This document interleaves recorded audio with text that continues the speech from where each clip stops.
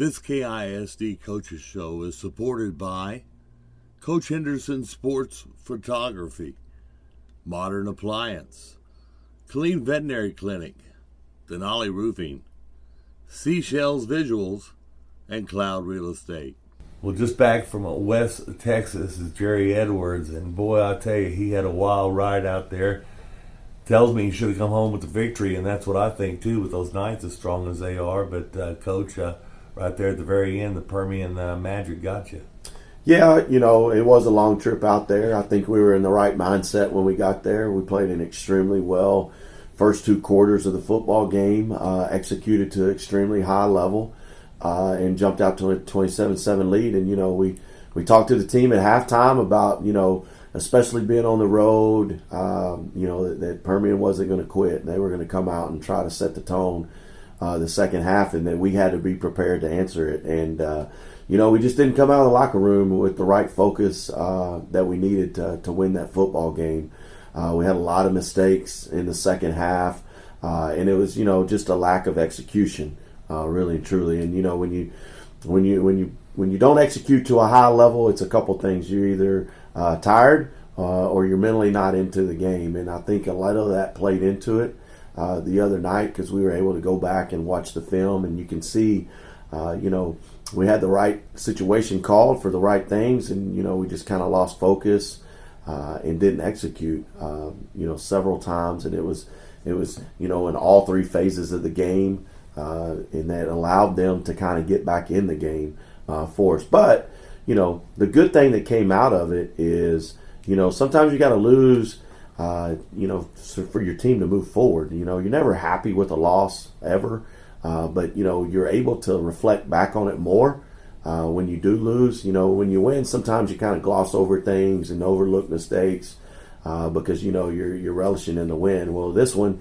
allowed us to really reset and refocus, and we were able to show on video the things that we didn't do in the second half. And if we do any of those things, we execute any of those calls or plays, we probably win that game. And I think the kids realize that. We've had a tremendous week of practice. You can tell that our focus and our intensity is ramped up a notch.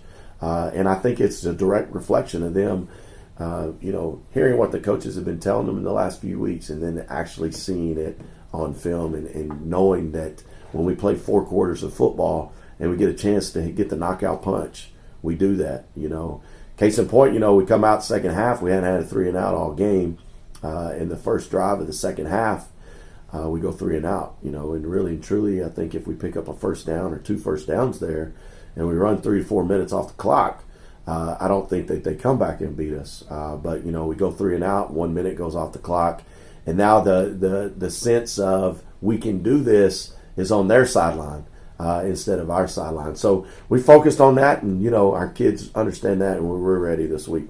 Well, definitely makes builds character. This non-district schedule you played, it's a tough one, and you came out of it, I don't want to say unscathed, but pretty healthy and everything. And those kids have got to be have some confidence after coming out like the 3-1 schedule after playing those guys. Yeah, we're battle tested, and that's what we wanted. Our goals have not changed. We want to compete for a district championship, and so in order to do that, you got to play really, really good quality football teams. And we just got through playing 3 playoff football teams, down in Smithson Valley, on the road in hostile environments. Traveling to Permian, it was like a playoff atmosphere at both of those. Playing Cedar Ridge at Searles, kind of had that feeling too at times. Kind of back and forth game early, so. Our kids are really well tested, and we've learned a lot about our football program, and that's why you play those games. And, I'm glad that we've gone through the schedule that we have, and, I'm satisfied. And, you go 3-1 with the teams that we've played. I think that it puts our team in a good position to execute at a high level when we start our district game, and especially this week when we play Pflugerville Weiss. Yep, back to 0-0 for everybody as you take on Weiss. What do you know about them? Well, they're good. They're talented. We played them first game last year down there at P Field, and we got a win. And then after that loss for them, They won 11 in a row. And so they're a quality football team. They got a lot of those guys coming back. They did lose their quarterback, and they run a 2-quarterback system now. But they got some guys on offense, some receivers that can catch the ball and make you miss and score, on any play. They got a good tailback that's a hard runner, gets downhill.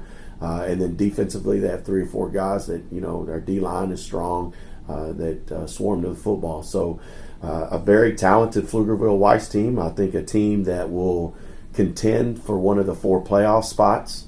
And so we got to do a good job of making sure that we play Knights football and that we play for 4 quarters and that we do what we need to do to solidify a win.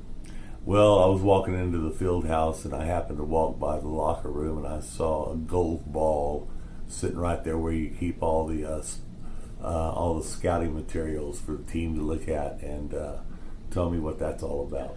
Well, we're just trying to motivate our kids. It's been 20 years since Harker Heights has won a district championship. We were really, really close last year to winning one, and, that opportunity passed us by. But this year, it's a fresh slate. And like you said, that's something that we want to try to accomplish. And so, just a reminder every day as you go into the locker room of what we're playing for and what this team can be capable of doing. Now it's not going to be easy because 12-6A every week is going to be a dogfight. But we want to keep our kids motivated and the eye on the prize, and we just want to make sure that we take one game at a time and understand what our why is and why we're playing and what one of our goals is this year. That's pretty cool. I just had to ask you about that, and I knew there was a story behind it. Well, you're getting ready to head out on the field. We're going to get in that pregame talk. What are you telling them? Well, let's go execute to a high level. I know I've used that term a lot, but I mean, that's what it boils down to. I think we got a good scheme. Our coaches did a good job of putting a game plan together. Our kids practiced extremely well this week, Monday, Tuesday, and Wednesday. And so, go out there. We've put in the preparation, and let's just execute to a high level. And if we do that play by play through 4 quarters, we're going to be a really tough football team to beat. All right, we're looking for that victory when you get back home, brother. Yes, sir. The goal's 1-0 in district. Appreciate it. Go Knights.